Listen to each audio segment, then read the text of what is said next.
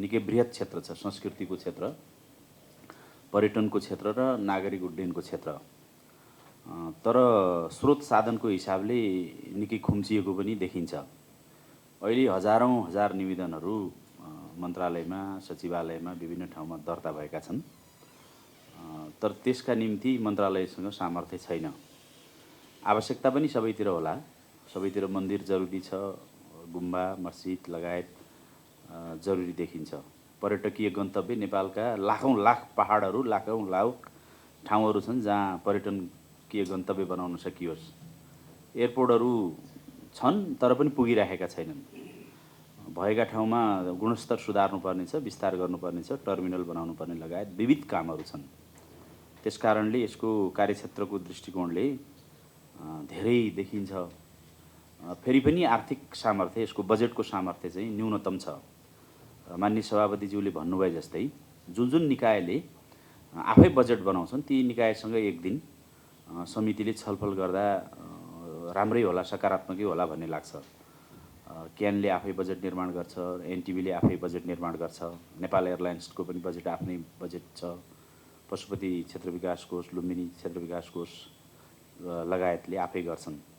त्यो हिसाबले त्यहाँको अवस्था पनि अझ जगजायर हुन्छ। हामीले हाम्रो अवस्था जगजायर गऱ्यौँ र यो हामीले यथोचित प्रयत्न गरि नै रहेका छौँ। आजै पनि अब यसपछि तुरुन्तै हामी प्रधानमन्त्रीसँग हाम्रो बैठक छ, त्यसमा चाहिँ उच्च स्तरीय अध्ययन समिति जुन नागरिक उड्डयनका निम्ति हामीले बनाएका थियौँ, अनिल सिन्हा नेतृत्वको समिति, त्यो समितिले निकै मसिनो गरी काम गरेको छ र उहाँहरूले अब प्रतिवेदन दिने अन्तिम समयमा प्रधानमन्त्रीलाई नै एउटा प्रेजेन्टेसन गर्न खोज्नु भएको छ र धेरै काम गर्नुभएको छ। हवाई नीति लगायत विभिन्न नीतिहरू बनाउने सन्दर्भमा समेत उहाँहरूको एकदमै ठुलो एकाडेमिक सपोर्ट चाहिँ हामीले प्राप्त गरेका छौँ र त्यो प्रतिवेदन आउँदै गर्दा धेरै कुरा समाधानमा पुग्लाउँ भन्ने लाग्छ। त्यसपछि अर्थमन्त्रीको अस्ति संसदको व्यस्तताले नभ्याइएको अर्थ मन्त्रालयसँग हाम्रो मन्त्रालयको छलफल पनि आजै 4 बजे तोकिएको छ। त्यो दृष्टिकोणले हामी थप अग्रसरताका निम्ति प्रयत्नशील नै छौँ। गत वर्ष पनि सिलिङ एकदमै कम आएको, पछि प्रयत्न गर्दा थपियो कि या त्यही सिलिङमै चित्त बुझाउनु परेको त्यो माननीय मन्त्रीज्यूले भन्नुभएको छैन, म सोधौँला व्यक्तिगत रूपमै पनि। हामी त्यो प्रयत्नमा छौँ र अब धेरैवटा विषयहरू जस्तो यो नागरिक उड्डयनको क्षेत्रमा नेपाल एयरलाइन्सलाई सुचारू बनाउने भन्ने सन्दर्भ पूर्व मन्त्री समेत रहनुभएका माननीय भीम आचार्य उहाँले जताततै उठाउनु भएको छ, संसदमा पनि उठाइदिनु भएको छ। त्यसले हामीलाई फेभर भएको छ। त्यसका लागि हामी एकदमै गहन छलफलमा छौँ। उहाँले भने जस्तै कुनै पनि बेला रिजल्ट आउने गरी हामी छलफलको एकदमै तदारुकतामा छौँ के गर्न सकिन्छ भन्नेमा। अब प्लेन नथपिकन कुनै उपाय नै छैन। 10 वटा चाहिँ यो देशभित्र चल्ने डोमेस्टिक प्लेन, 10 वटा चाहिँ वाइड बडी, 10 वटा चाहिँ न्यारो बडी भइदिएदेखि मात्रै अहिले जति पनि ठाउँमा चाहिँ आवश्यकता छ। म यो एनटिभीको अस्ति बर्लिनको उसमा गएकै बेला आइटिभीकोमा जर्मनमा पनि पहिले चल्या रहेछ, त्यहाँ पनि फ्लाइट चाहिन्छ भन्छन्, फ्रान्समा पनि चल्या रहेछ, जेनेभा झन् संयुक्त राष्ट्रको हेडक्वार्टरै भयो, त्यहाँ पनि चाहिन्छ, अस्ट्रेलियामा खोजिरहेछन्, कोरियामा खोजिरहेछन्, कम्बोडियाले सिधै फ्लाइट चलाउन त भन्ने कुरा अस्ति कम्बोडियाको पर्यटन मन्त्रीसँग कुरा हुँदा त्यहाँबाट बुद्धिस्टहरू चाहिँ लुम्बिनी आउन चाहन्छन्, थाइल्यान्डबाट त्यस्तै, सबैतिरबाट यति ठुलो चाहिँ माग छ र नेपाल एयरलाइन्स नै ध्वजावाहकै चढ्न खोज्दो रहेछ। नेपालीले त खोज्ने नै भयो, अरूले पनि सम्बन्धित देशमा जाँदा सम्बन्धित देशको ध्वजावाहक भयो भने अहिले ढुक्क अनुभूति गर्दो रहेछ। त्यो हिसाबले पनि निकै ठुलो माग छ। अब यसलाई कुन विकल्प अपनाउने हो? उहाँले भनेको जस्तो यो लिज पर्चेज, त्यसका लागि सहजता हुन्छ कि भनेर अब हामी तुरुन्तै यही सेसनमा मन्त्री परिषद हुँदै चाहिँ यो केपटाउन कन्भेन्सनलाई सदनमा पुर्याउने हामी तयारीमा छौँ, जसले गर्दा चाहिँ यो भाडामा प्लेन लिने जुन प्रबन्ध छ त्यसलाई चाहिँ सहजता हुन्छ। हामीले सम्पूर्ण तयारी मन्त्रालयबाट गरिसकेका छौँ र यी समग्र विषयलाई समेटेर चाहिँ हवाई नीति पनि हामी ल्याउने तर्खरमा छौँ। टिकटका बारेमा अघि हाम्रो निमित्त सचिवले भनिसक्नुभयो, एनटिभीलाई एउटा राम्रो अध्ययन गरिदिनुहोस् न त भनेर हामीले लगाएका छौँ। 8 अरब चाहिँ टिकटबाट आएको भ्याटले राजस्व जम्मा हुँदो रहेछ अर्थ मन्त्रालय यो 8 अरब घट्ने गरी एउटा टिकटको चाहिँ भ्याट यात्रुले कति पो भ्याट बिहोर्नुपर्छ र न्यूनतम भ्याट लाग्छ त्यो भ्याटबाट 8 अरब राजस्व जम्मा हुन्छ अनि हटाइदिएपछि त्यो 8 अरब त गयो सबैतिर चाहिँ राजस्व कटौती गर्दै जाने हो भने कसरी राजस्वबाट देश चल्छ भन्ने उहाँहरूको तर्क पनि जायज छ तर त्यसको इम्प्याक्ट त्यसका प्रभावहरू इम्प्याक्ट एनालाइसिस गर्ने गरी टिकटको मूल्य बढ्दा नआउने यात्रुहरू आउन नसक्ने यात्रुहरू र उनीहरू नआउँदाको चाहिँ देशमा देखिने चाहिँ पर्यटन क्षेत्रमा पर्ने प्रभाव अर्थतन्त्रमा पर्ने प्रभावका बारेमा के होला भनेर हामीले भनेका छौँ र अर्को इस्यु पनि त्यत्तिकै आएको छ विशेष गरी हाम्रा एयरलाइन सञ्चालकहरू यो कुरा स्वीकार्न तयार नै हुनुहुन्न स्वदेशीलाई र विदेशीलाई चाहिँ टिकटको मूल्यमा जुन खालको असमानता छ त्यो निकै ठुलो असमानता छ यसलाई पनि हल गर्ने के उपाय होला यसको पनि असर कति छ भनेर हामी त्यो सँगै अध्ययन गर्ने क्रममै छौँ यो विषयमा म यति नै आग्रह गर्न चाहन्छु र टिकटको मूल्य घटाउने सन्दर्भमा निकै ठुलो प्रयास चाहिँ मन्त्रालयले गरेको हाम्रो अहिले निमित्त सचिव उहाँले 2टा महाशाखा हेर्नुहुन्छ पर्यटन महाशाखा र नागरिक उड्डयन महाशाखा हेर्नुहुन्छ उहाँकै नेतृत्वमा हामीले एउटा समिति पनि बनायौँ त्यो बेलामा त्यो समितिमा सबैतिरका मान्छे राख्यौँ प्रहरीको चाहिँ अनुसन्धान गर्ने ठाउँदेखि लिएर अर्थका सबै क्षेत्रका मान्छे राख्यौँ अनेक कोसिस गऱ्यौँ एयरलाइन सञ्चालकहरू त्यसै गरी चाहिँ यो विदेशी एयरलाइन्सका सञ्चालकका जिएसएहरू त्यति मात्रै होइन कि ट्राभल एजेन्सीमा समेत राजस्वलाई हारगुहार गरेर हामीले छापा मार्न पनि लगायौँ जसले धेरै टिकट बेच्छन् के भइरहेछ भनेर कोसिस गऱ्यौँ कुनै उपाय लागेन कि यो टिकट घटाउने सन्दर्भमा इन्टरनेसनल एयरलाइन्सहरूसँग हामीले कुनै पनि खालको हक राख्न सक्दा रहन्छौँ माग र आपूर्तिको आधारमा उनीहरू घटाउने र बढाउने गर्दा रहेछन् कुनै पनि उपाय हामीले अपनाउनै सकेनौँ त्यसैले चाहिँ नेपाल एयरलाइन्स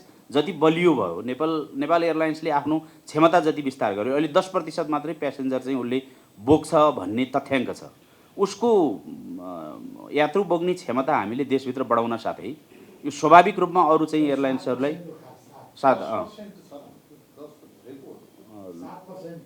त्यही 10 भन्दा तल 7 भन्नुभयो अब ठिकै तथ्याङ्क के छ त्यो हिसाबले चाहिँ हामीले ध्यान दिनुपर्ने र नेपाल एयरलाइन्सलाई नै बलियो बनाउनु पर्ने उपाय नै हो र यो ऐन चाहिँ हामीले पेश गऱ्यौँ त्यो बेला अब राष्ट्रिय सभाबाट मान्य उदय शमशेरले भन्नुभयो जस्तो भएका सुझावहरू समावेश भएका छन् भन्ने हिसाबले नै हामीले पेश गरेका छौँ यो ऐन नागरिक उड्डयन ऐनलाई चाहिँ सुधार्ने दिशामा चाहिँ समितिमा यति धेरै चिन्ता चासो र त्यसमा चाहिँ जानकारी पनि पाउनुभएको समितिका सांसदहरू मान्य सांसदहरू रहनुभएको हुनाले त्यसलाई हामी निकै राम्रो ऐन बनाउँछौँ भन्नेमा हामी विश्वस्त छौँ 14 गतेका दिन त्यसमाथि सैद्धान्तिक छलफल छ त्यसमा यहाँहरूको सक्रिय सहभागिता रहनेछ नै छ र संशोधन पनि यथोचित संशोधन आवश्यक संशोधन पर्ने र मन्त्रालय र समिति र अरू संशोधनकर्ता सांसदहरूका बिचमा एकदमै राम्रो चाहिँ संवादका साथ चाहिँ हामी अन्तर्क्रियाका साथ हामी त्यो ऐनलाई चाहिँ राम्रो बनाउने कुरा गर्दाखेरि यो टुङ्गेला राम्रो होला भन्ने ठान्छु म अब यो अरू लुम्बिनी विकास कोषको गुरु योजना बनेको र त्यो गुरु योजना अनुसार काम हुन नै धेरै वर्ष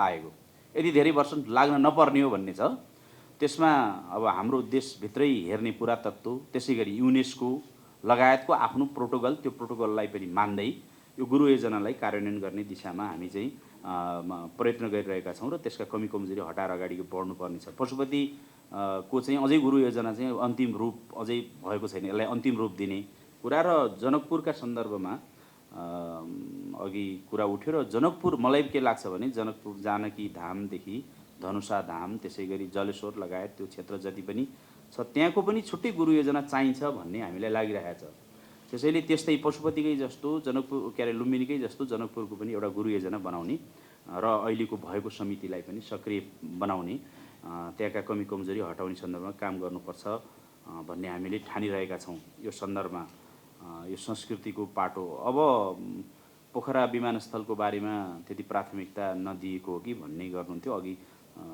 हाम्रो सचिवज्यूले त्यसको बारेमा भनिसक्नुभयो हामीले 2टा एयरपोर्टका विषयमा कार्ययोजना ल्याएको ती कार्ययोजनामा चाहिँ अझै पनि कार्यान्वयनमा चाहिँ चुनौती भएको म पटक पटक पोखरा जान्छु र पटक पटक भैरवा अस्ति पछिल्लो पटक चाहिँ लुम्बिनी जाँदा पनि भैरवामा फेरि त्यहाँका व्यवसायीहरूसँग बैठक बस्दा उहाँहरूले कार्ययोजना पुरा कार्यान्वयन भएन भनिरहनु भएको छ कार्ययोजना कार्यान्वयन गर्ने सन्दर्भमा हामी मात्रै त्यहाँ जवाबदेही र जिम्मेदार छैनौँ पटक पटक अन्तर मन्त्रालयको बैठक पनि बोलाएका छौँ आवश्यकता पर्यो भने प्रधानमन्त्रीज्यूकै तहमा फेरि मन्त्रालयहरू बसेर चाहिँ कुन मन्त्रालयले किन कार्यान्वयन गरिरहेको छैन भन्ने पनि हामी कोसिस गर्छौँ र लासाबाट चाहिँ लासा पोखराको यो फ्लाइट सञ्चालन गर्ने हिमालयन तयार भएको र अप्रिल 1बाट चल्ने, त्यसै गरी नेपाल एयरलाइन्सलाई पनि कुन सेक्टरमा चाहिँ तपाईँहरूलाई फाइदा हुने गरी चल्छ हेरेर चलाउनुहोस् न त भनिरहेका छौँ। यस्तो अप्ठ्यारोमा घाटामा परेको बेला घाटा पर्ने ठाउँमा नचलाउनुहोस् भन्ने टाइपको उहाँहरूको कुरा आएपछि कुनमा चाहिँ चल्छ त, कुनै न कुनै सेक्टरमा चलाउनु पर्यो भनिरहेका छौँ। त्यसैले पोखरालाई भैरवालाई चलायमान गराउने दिशामा चाहिँ हामी प्रयत्नशील नै हुनेछौँ। अरू थुप्रै विषय भन्सार एजेन्टको विषयमा कुरा गर्नुभएको थियो, त्यो चाहिँ अर्थ मन्त्रालयको पाटो हो, त्यो हाम्रो पाटो होइन।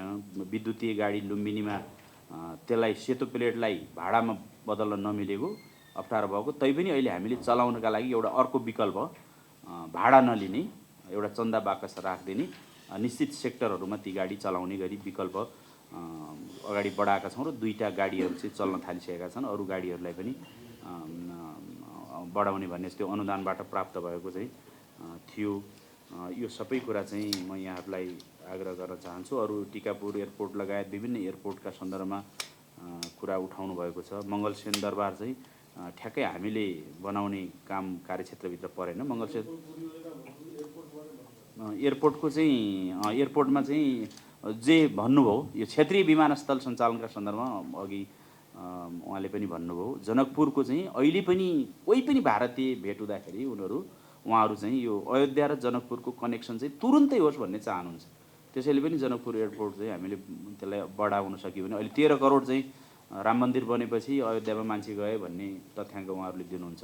त्यसको केही प्रतिशत मात्रै राम मन्दिरमा गएको अयोध्यामा गएको मान्छे जनकपुर आउने हामीले त्यो कनेक्टिभिटी सहज बनाइयो भने त्यसको एकदमै ठुलो सम्भावना भएको क्षेत्र हुनाले हामीले के गर्न सकिन्छ गर्न पर्यो। तर अब कुरा चाहिँ फेरि पनि मैले इमान्दारी साथ भन्नै पर्छ कि योजनाहरू परिकल्पनाहरू हाम्रा सपनाहरू थुप्रै छन्, त्यो अनुसारको हाम्रो सामर्थ्य छैन।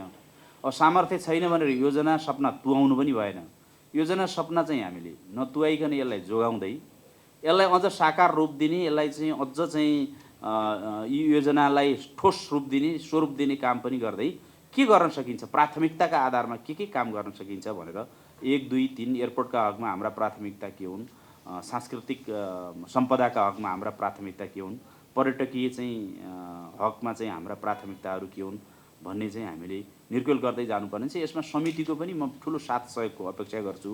किनभने हामीले विगतमा योजनाहरू बनाउँदै जाँदा अघि नै पूर्व मन्त्रीले गत वर्ष नै बजेट बनाउन सहभागी हुनुभएका मन्त्रीले नेतृत्व गर्नुभएका मन्त्रीले भन्नुभयो जस्तो हामीले साना योजना बनायौँ, त्यो केवल चाहिँ खुद्रा मसिना योजनाका रूपमा त्यसले परिणाम दिएनन्, प्रतिफल दिएनन्। त्यसमा सोच्नुपर्ने छ। अब यो मन्दिर लगायतका हाम्रा धार्मिक प्रतिष्ठानहरूमा पनि के देखिन्छ भनेदेखि लगानी राज्यले गर्छ अनि त्यहाँबाट केही आम्दानी हुन्छ भने त्यो बडो अपारदर्शी छ। त्यो मन्दिरहरूमा हुने आम्दानीलाई पनि अब त्यहाँ पूजा गर्ने मान्छेलाई दिने हो, भट्टलाई दिने हो भने कति दिने हो, पारदर्शी किसिमले दिने, कति आम्दानी हुन्छ त्यसको चाहिँ मेन्टेनेन्सको कुरा, मन्दिरहरूको चाहिँ ब्युटिफिकेसनको कुरा, अरू सेवा सुविधाको कुरा, यसलाई कसरी बढाउने पशुपतिनाथकै बारेमा अघि कुरा गर्नुभयो माननीय एमपी साउदज्यूले। विभिन्न खालको चाहिँ अप्ठ्याराहरू देखिन्छ। हामीले चाहिँ भने जस्तो त्यसको ब्युटिफिकेसन गर्न सकेका छैनौँ। भौतिक ब्युटिफिकेसन पनि गर्न सकेका छैनौँ, अभौतिक ब्युटिफिकेसन पनि गर्न सकेका छैनौँ। त्यसमा पनि मन्दिरबाट हुने आम्दानीलाई अधिकतम उपयोग कसरी गर्ने, त्यसलाई चाहिँ पारदर्शिता कसरी देखाउने भन्ने सन्दर्भमा पनि हामीले सोच्दै गर्दै जानुपर्ने छ। म फेरि पनि सबैजनालाई धन्यवाद दिन चाहन्छु। यही सेरोफेरोमा बजेट बनाउने कुरामा चाहिँ यहाँहरूको साथ सहयोगको पनि म अपेक्षा गर्न चाहन्छु। विशेष गरी प्राथमिकता निर्माण गर्ने सन्दर्भमा चाहिँ मन्त्रालयको अप्ठ्यारो बुझेर प्राथमिकताका क्रममा यो पटक यी कुरा ठिकै हुन् भन्ने ढङ्गले मन्त्रालयले पनि प्रस्तुत हुनु पर्यो। यहाँहरूले पनि प्राथमिकता बनाउने क्रममा मन्त्रालयसँग क्षमतै छैन त अनि कसरी गर्न सक्ला भन्ने ढङ्गले चाहिँ संसदले समितिले पनि चाहिँ यो विषयमा चाहिँ हामीले सहकार्य गर्ने, हामीले साथ सहयोग पाउने कुराको चाहिँ म अपेक्षा व्यक्त गर्छु र अब आफ्नो भनाइ यतिमै टुङ्ग्याउन चाहन्छु। धन्यवाद।